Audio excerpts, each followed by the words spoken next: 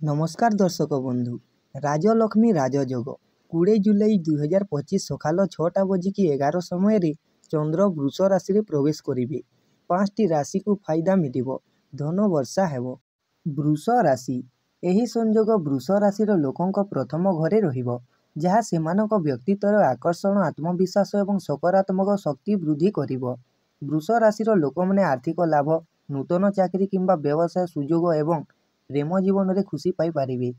एही समय निवेश, संपत्ति किनिबा किंबा नूतन प्रकल्प आरंभ करिबा पई शुभ।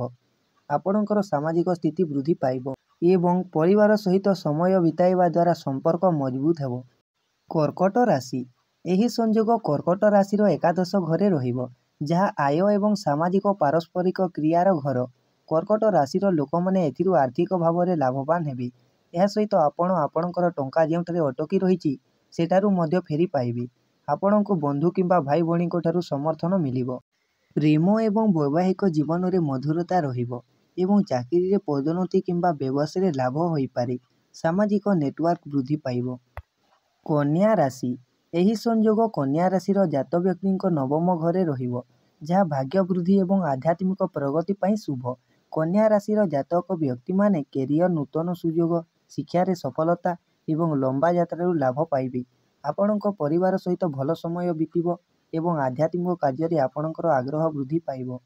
नूतन योजना आरंभ करिबा पई ए समय अनुकूल।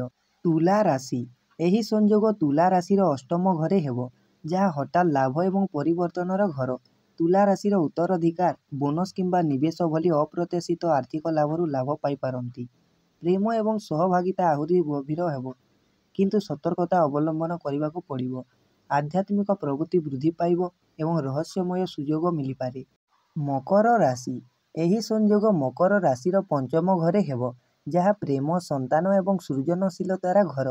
मकर राशिर व्यक्ति माने प्रेम संपर्क में मधुरता, सृजनशील कार्य सफलता एवं संतान मानकर सह जड़ित मामलें खुशी पाइबे। शिक्षा एवं निवेश मध्य लाभ मिलिबो। सृजनशील प्रकल्प आरंभ करिबा पई एहा एक भल समय।